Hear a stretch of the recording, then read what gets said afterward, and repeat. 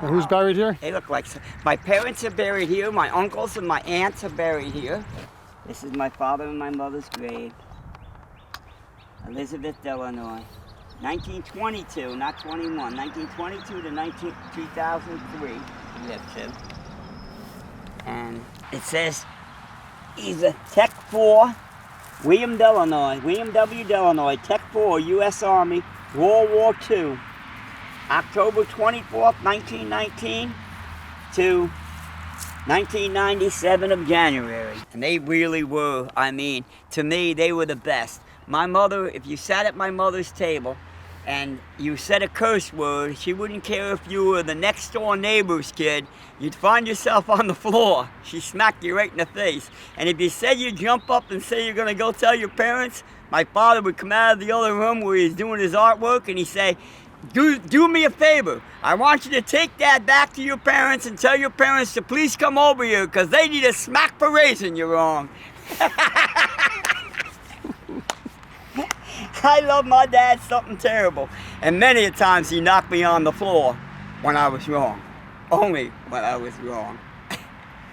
He told me to take out the garbage. It meant take out the garbage. He asked me 2 times.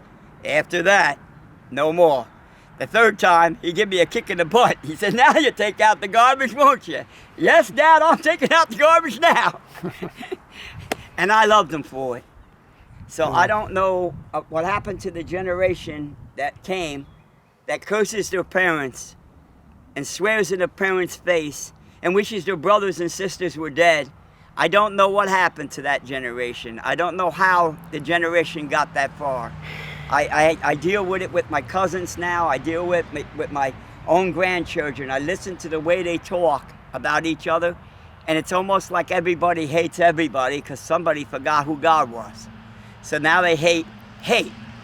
They were taught in school to hate. Hate everybody. I mean, it's a terrible thing. That's how I feel. A really terrible thing. And I hope someday that the world comes back to being godly. Amen. Okay.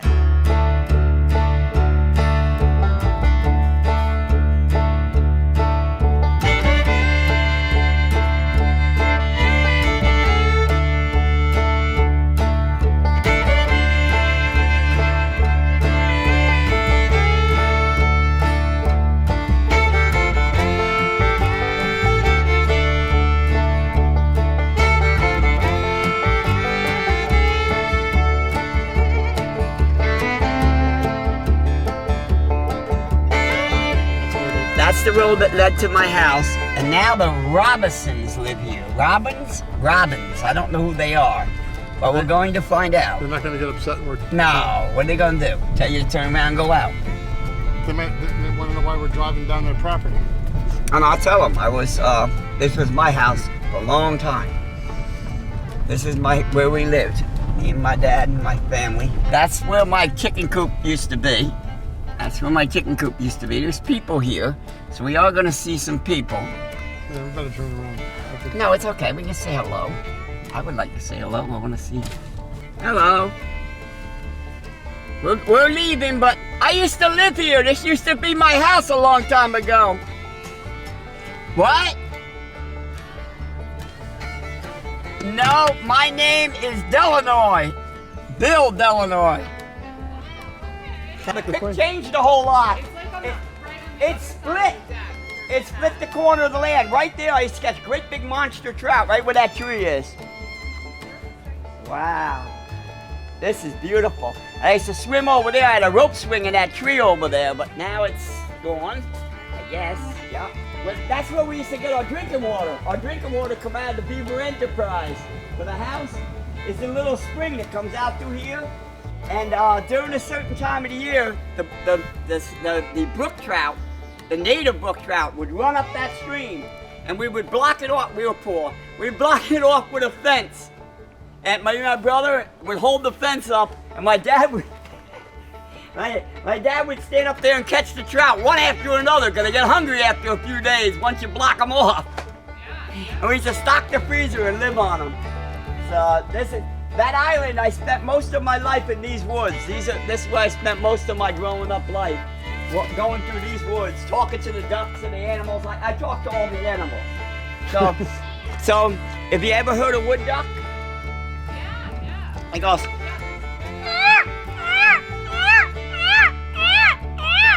And I call in turkeys. You ever heard a wild turkey? He goes.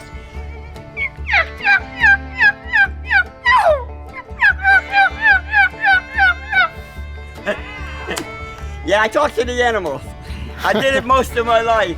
And here I had plenty of wood ducks, hundreds of wood ducks during the winter. But this spot right here, where that tree lays, there's big fish. I'm talking trout. We used to call him Big Mike. And there's also over around there, there's another tree that's down. Well, it's probably rotted out by now. Right over on here, there's another tree down. And underneath that tree, we call, there's a eel. That big around, probably almost 6 foot long. Never could catch him. I tried to catch him with mason line, 100-pound mason line, and my dad said it would never happen, but I tried, and I hooked him. He broke the mason line, tied it to a tree, threw it overboard with a piece of lead, and he grabbed that big piece of fish up, swallowed it up. I had him on the hook, and I seen him twirling around in the current, and I thought I could catch him. He broke the 100-pound mason line like it was nothing. That's how big the eel was. Right across the street here, one day I was passing them beer, and they had a guy took a gun out and shot up in the air. I think it was Cleo or Leo. And when he shot the gun up in the air, I ran to the back of the store here and I broke right through the store. And I don't think they ever fixed it up because the siding's still missing off the store where I broke through. It looks like they patched it up with some plywood and left it. I mean, it looks exactly like it left it when I kicked my way out of it. You kick your way out? What? Why'd you kick your way out? What happened? Well, when they shot the gun, I was really scared out of my wits. I run, I didn't know what to do. I knew my father would hate me if I got shot in there. So I ran to the back of the store in the side, and I just started kicking my way right out through the store, and it just happened to be pretty rotten, and I kicked my way out the outside, and I run across the street into the cornfield. What were you doing inside this store? You were working there? I was working there, I worked there. Snyder would give me a few dollars, like probably about $4 to $5 to stock some shelves. And I could get the ducks, my food for my ducks and my chickens from the bread man when he come in. So I was waiting, and meanwhile they were having a card party that night and that evening, and they asked me if I would serve beer at the card party. And I said, sure, I'll serve them. Because they told me to give me a few dollars, which they all did. They all give me like $10 each, which is a lot of money to give to my dad. So they turned around and I was serving them beer, and I brought them beer, and all of a sudden I came out of the room to get some more beer from the cooler, and I hear a gunshot. So I don't want to get killed. So I run to the corner and I kick my way out. And I run out and I run across the street and I run up through U.S. property and out into the cornfield. How old were you when this happened? When I was 15. And this is a mobster gang war, something? Yeah, they were like gambling. And is it gambling? They were gambling, playing cards. There's like 8 people in there, and they're all sitting around playing cards. And that hole is, you made that hole. I made a hole right through the building, right there in that corner, right there. And I think it's the same hole. I think they never replaced. No, they never replaced anything, as far as I can tell. Yeah, this is what I busted through. Up here, this rotten wood that's up here, and they just patched it up. This is what I busted through right here. And this was the freezer. He's going to the freezer now. The freezer's right there. Wow. Now, that's where I busted. Oh, you made your mark on society. Wow, it's still there.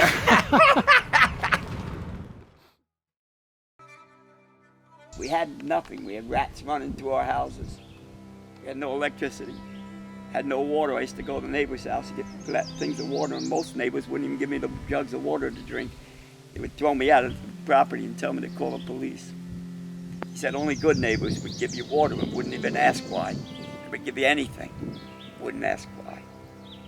They wouldn't give you water?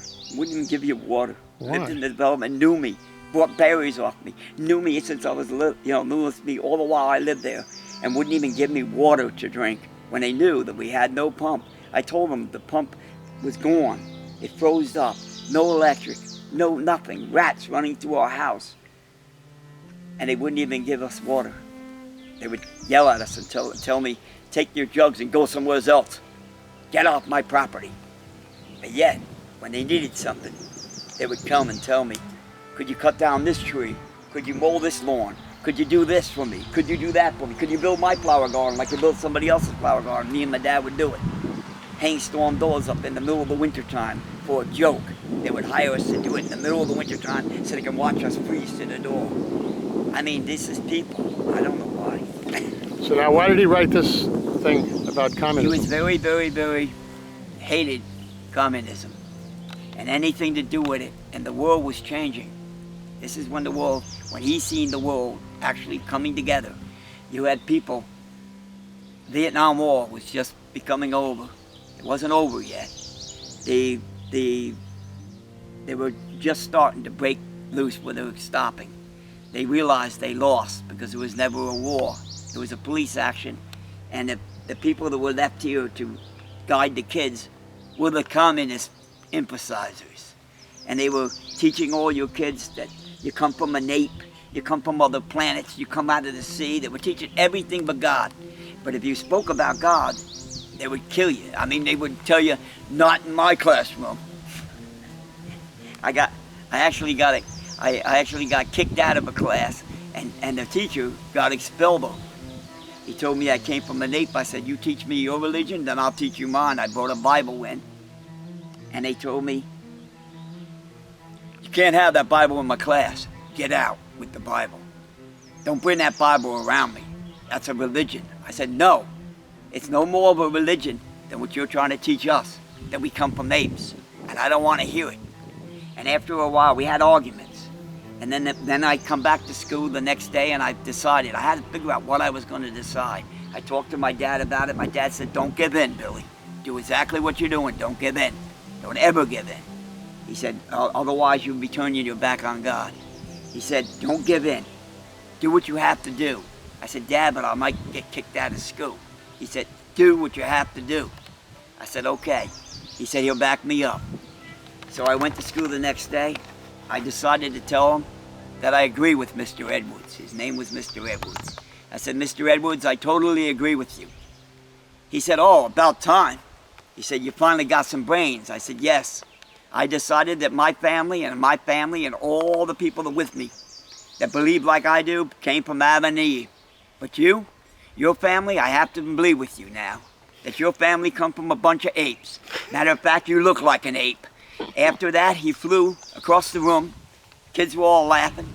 He grabbed me up. I was only 12 years old. He ripped me out of my seat bodily, and he threw me across the room where I hit the wall on the way out, trying to get out the door. I hit into the wall, fell down. He grabbed me by my hair. He dragged me out into the hallway where he choked me half to death and told me to take a smile off my face. And the more he choked me, the more I laughed. I thought it was so funny, even if he killed me. It was so funny, because the man blew up because I told him he was what he said he was, an ape.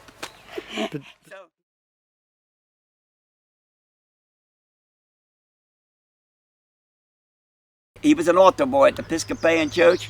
When he left the Episcopalian Church, he talked about a holy Catholic Church. But I never knew about that. That was something I found out later on when I was doing his artwork one day, and I said, I will never be a Catholic. He said, be careful what you say. He said, say you never wanted to be a Roman Catholic. That's fine with him. But to say you won't be a Catholic, we all come from the Holy Catholic Church. And someday you might meet it. And the Lord is a great, very great, I was nothing.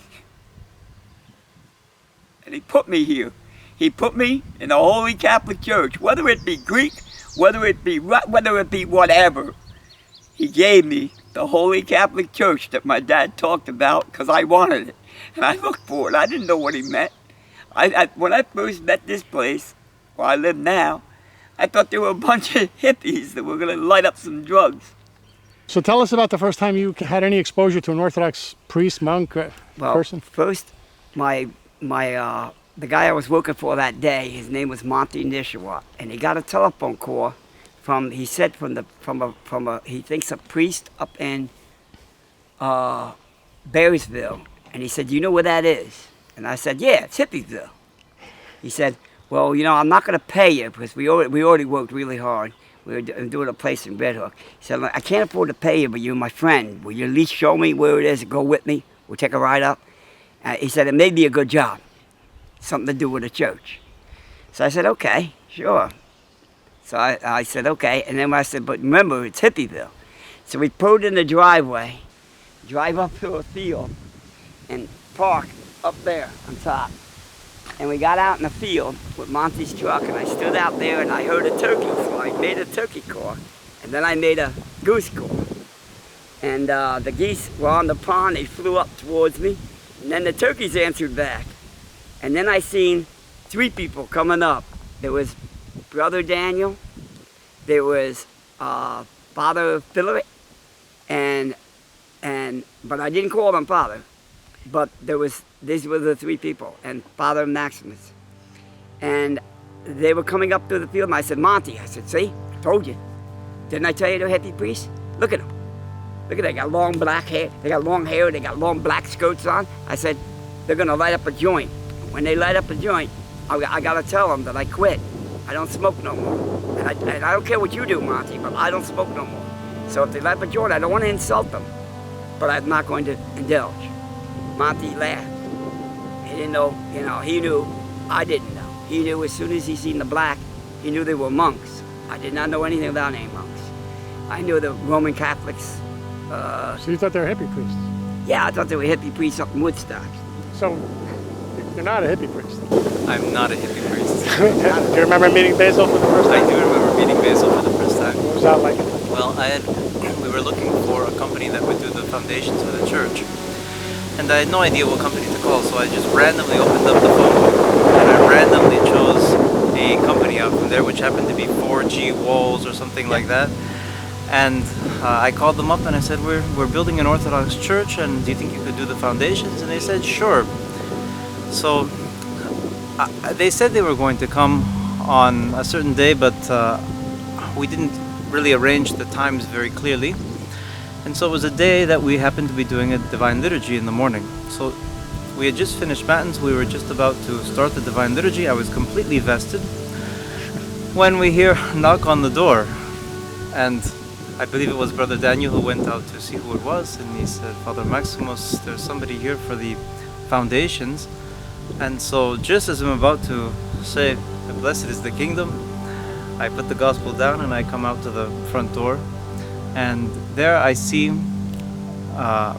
the head of the company, who is Monty, and together with this wild-looking man with a long beard. And I thought to myself, boy, where did they pick up this guy? But it was all from God, because it turned out that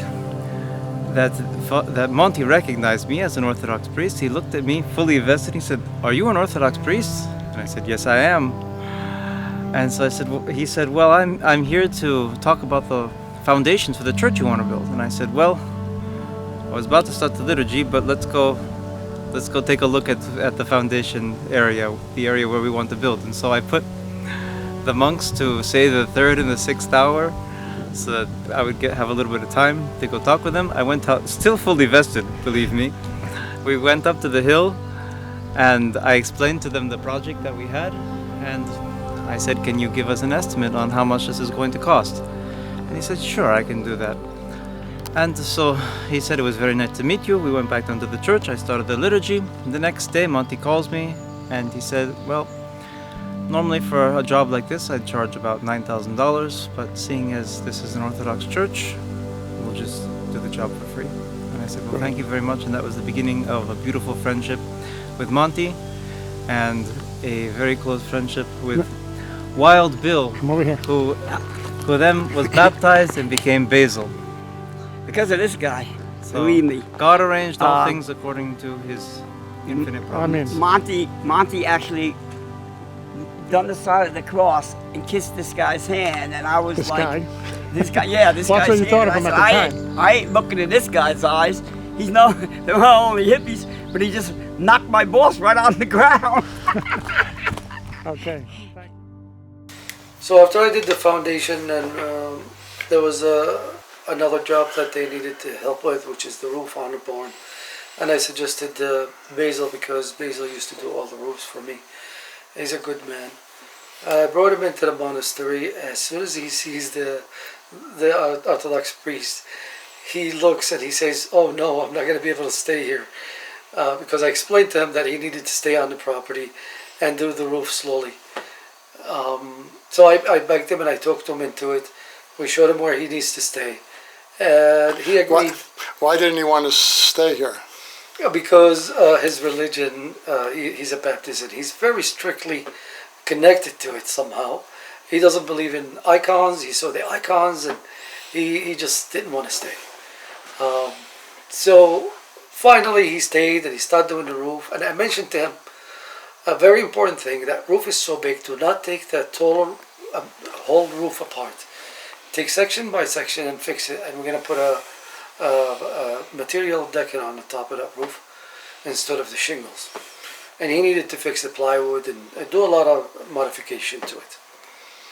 So he agreed. I left him here doing the work, came back to check on him. I found out that he took the whole roof apart and replaced it with he covered it with tarps in case of a rain.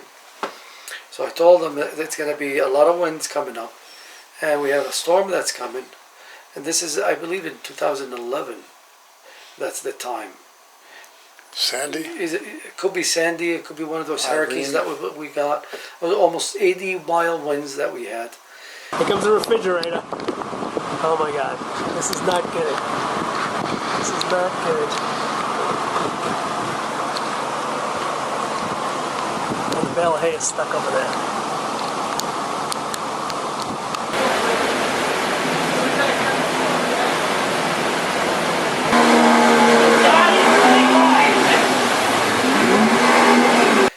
It was ripping through the area, and rain, a lot of rain. And the monks had a lot of stuff and carved wood inside the barn, and a lot of material that would get affected with the rain. And so Billy, at that point, he covered everything with tarps, but tarps was not going to hold. He put inside the barn big barrels, 50-gallon barrels, under the tarps where it drips water, and these barrels were filled up. As soon as he empties them out with a bucket, he comes back. I think he had 5 or 6 or 7 of them, and he's going around and emptying all the water out of the buckets one by one. And by the time he finishes one, the other one is filled up already. All night long, he had no power in him. I wasn't here, but he told me the story exactly. And he says that night he had no power and he couldn't do anything. That's almost a week after I left him in the area. He says, the only thing I could do is just go pray. And I can't do anything. It's just going to get damaged anyway, so I'm just going to stop and then go pray. It's almost like 3, 4 o'clock in the morning. So he steps down and he goes into the church that he couldn't even get in it because of the icons. He walks in it and he stands in front of the icon of Mother Mary. He lights up a candle and he says, I can't do it anymore. I have no power. I don't know what to do. And then he walks out and it's still raining. He goes back into the big barn in order to go back and see if he can do it again. Empty these big barrels. He looks inside the barrels and it was empty. No water inside them, dry, and no water was going into the barn. So he just went crazy.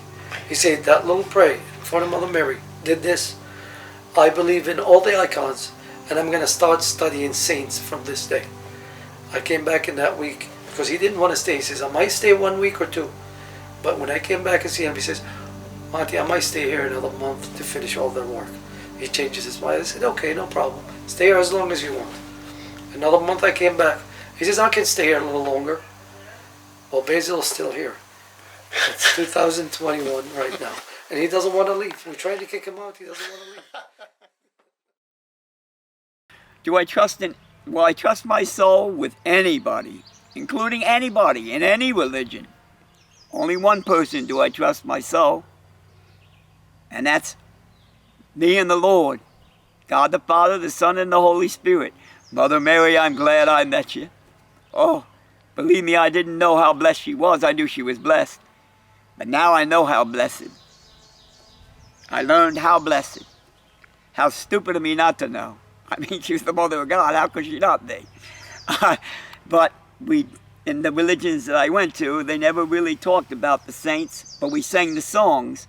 But they never told me who they were. Only the ones that I knew about were the ones in the Bible, in the scriptures. I never knew how many there were. But I knew how many there were because when I read the Bible, it said there were hundred and something thousand or something of saints. It didn't say martyrs, but saints. And I understand martyrs are saints. They gave their life for Jesus. How did you get the name Basil? Basil? They asked me to... I was living in a barn at the monastery. I moved in a barn, and I told Mr. Maximus at the time, I didn't call him father. I told him I only had two fathers, one who died and one in heaven, Heavenly Father. And I told him that I would call no man father.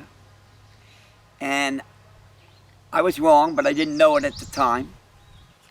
And I told him that if he left me live in a barn, and left me alone, lived on dirty old floor in the barn, underneath some kind of wood pile that somebody made there, and I laid in the dirty old barn, and I had a bunch of feral cats in there pooping all around me, and birds crapping on me, and bees flying all around me, and nothing hurt me in the barn.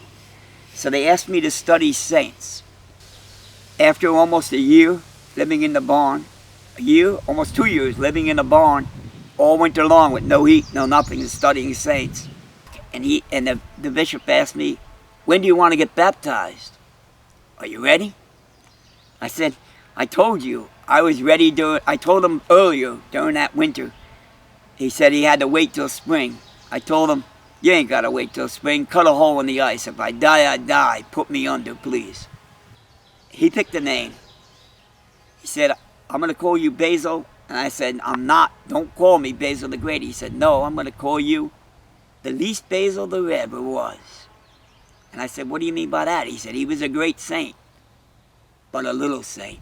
Most people don't even know who he is. I said, good. I accept. He said, his name is Basil of Ostrog, a Macedonian Basil. He said, it's a very short book. And he gave me the book to read. A very short book. The man healed more people when he was dead than he did when he was alive. The myrrh come out of his tomb until the Germans threw the mustard gas. The day they threw the mustard gas, the myrrh stopped coming out of the tomb. Right up until then, almost, I don't know how many years, he laid there with myrrh flying out of his tomb, and people come from all over the place to collect the myrrh. People with cancer, people with really bad things, and got healed from his myrrh. All they had to do was to believe in the saints and to believe in the Lord and ask him, and he would give them anything.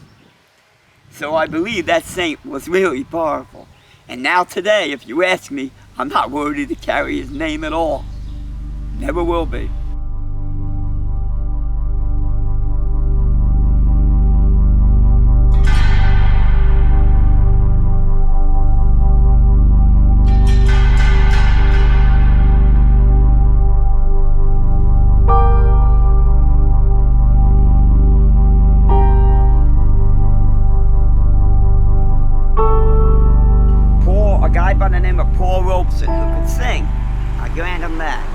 He was a communist. He left our country into Russia, and he came back with bringing back his beliefs that the Communist Party were the right thing, and that he was going to come up in the city and teach the people here in the United States to become communist.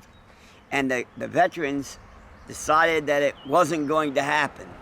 And if you was to look at part of the cemetery, you could tell there's a lot of veterans in there, and a lot of them veterans were against him. They actually did not like the idea of Paul Robeson coming here, and they said they had Peakskill, wake up. In other words, get rid of the communists. Do not let him here. Tell him to go back home to Russia, where he belonged. Signs went up in Peakskill saying, "Wake up America," a bumper sticker sign, about 5 inches high and 2 feet wide. "Wake up America." Peakskill did. In this area here, the concert was held. Now is a golf course of some kind, but it used to be a park. My father would deliver rocks to the corners, and young men that were against the communists would stand on each corner, and as the cars came out, they would take a rock about the size of a ball. It's the size of them rocks right there. There's rocks piled up right across the street that looks like the same rocks come from the river that they were talking about. There were piles of rocks like that, and they were on each corner, a little pickup truck for not quite as big, on each corner, and every time a car would pass by a corner. Because around the corner was a pile of stones, each about as big as a tennis ball or a baseball, and a young man heaving them with all his force at every single car that came by. So there was crash, and then around the next corner was another pile of stones and another crash. We had 3 windows on each side and a divided windshield, 8, and they were all broken not once but several times. So I think there must have been between 15 and 20 piles of stones. So your father was the one who got the rocks? He was one of the ones who put the rocks out. I didn't know there was more than one, but now learning from the tapes that I've seen, there was more than one person who brought the rocks there, and who tossed the rocks. And your dad did this? My father started way back from Austin Beach all the way clean up to Peakskill. And most of the buses never even made it into Oregon Road. They got stopped before they got here, even in Austin. There was buses along the road all had to turn around and go back because all the windows got blown out. Now they try to claim that these buses were on their way to from New York City to see something in Bear Mountain, but I don't really believe that. I believe all the buses were heading to the concert. They were all tricked into thinking that, you know, Paul Robeson was a black man, and a lot of the black people thought that Paul Robeson, he was just being picked on for being black, and it wasn't. He was a communist, and he wanted all the people to turn into communist nation. So now, why did your father do this? Why did my father was a war veteran, and he hated communists, and he didn't want anything to do with any communist nation. He thought that we should go straight from World War II right into Russia. And then when we get done with Russia, straight into China. And stop all communists, anyone who was against God. When they had the concert, this is where they entered. And when they came out, the police were out here and they wouldn't allow them to go towards Beacon. Pete Seeger? Be that way. Pete Seeger and his family. He lived in Beacon? They lived in Beacon, and they directed him down to Peakskill, going that way. And on every corner, on every light, every corner that you hit on your way to Peakskill, there was a pile of rocks. And one young man would stand up and say, "Go home, you communists," and throw a rock right through the window and break the windows out. And yes, some of the people got hurt, some people got injured. They shouldn't have been connected with the communists, not in the United States. This is the United States. In the United States, the American people wanted nothing to do with the communists. And that's the reason why they did it. They didn't do it on trying to hurt somebody. They didn't really care too much about hurting them. They just wanted them out of here. They told them not to come, and they came anyway. So what do you remember from the day you got baptized? Okay. I remember the first thing was the bishop sent me the day before. The bishop sent me to go to the monks and ask them to get their baptismal suits, if any of them had any, if they ever saved them. So a couple of them claimed they had them, so the bishop sent me there to get them. So, because they all said they wanted me to get baptized in their suits, so they went. So when they all got done, the bishop laughed. He said, "None of them showed up with their suits, did they?" And I said, "No, they couldn't find them." He said, "I didn't think they were going to find them." He said, now what I'm going to tell you to do is run upstairs and grab a sheet off my bed. I just put it on there. And he said, and take that sheet to the godmother you said you wanted. And that was Elizabeth. He said, go to that godmother and you give her that sheet and you tell her to make you a baptismal suit and have it ready by tomorrow. I said, okay. So I grabbed the sheet off his bed. I went down. I told Elizabeth, could you make me a baptismal suit? She said she would. And then Alexander, I asked him to be my godfather. So then we came out here to the pond. Well, they got me dressed up in a suit, and I came out with the white suit on. And Monty dug a hole somewhere in here. I don't know exactly where, but somewhere in here. And this rock wasn't here, but we stepped off them rocks there. And the first thing I did was step on a snapping turtle that I know of. And the rock started to move out from underneath me that I was standing on. And just as he was getting ready to dip me under, I told him, I think I'm standing on a turtle. And then the turtle got out of the way, and then he put me under. They baptized me right there in that corner of the pond. Okay. And then we went into church, and for 8 days I stayed in a white suit and carried a, I think it was a candle. But every day, they made me for 8 days. And during that time, Father Sergius told my cats he was going to spade them. And I told him, don't say that in front of my cats. He said, what are you crazy? You think your cats talk English? Well, Pearl picked up one of the kittens, and the male cat picked up 2 kittens, a male cat and a female kitten, ran down the stairs as he said it, and ran away. Didn't come back for almost 2 weeks, well, almost 8 days. And at the 8th day, I was begging the bishop to leave the property. He wouldn't let me go anywhere, so I had to stay in a white uniform and stay on the property. So he finally, on the 8th day, he said, okay, you can go get your cats now. So I walked down the street with my baptismal suit on, and I called Kitty down in the field, and Pearl showed up. And I said, Pearl, I want them kittens back at my house. And if you don't bring them back to my house tonight, then I'm going to stop putting food out. You ain't going to get fed. Well, that night, when I went to bed upstairs, I opened up my cupboards, and there was the kittens, and Pearl right behind them. So they all lay down. The kittens were underneath my covers. So the kittens slept with me, all the 3 cats. How many years ago did you get baptized? Now it's been 1, 2, 3, 4.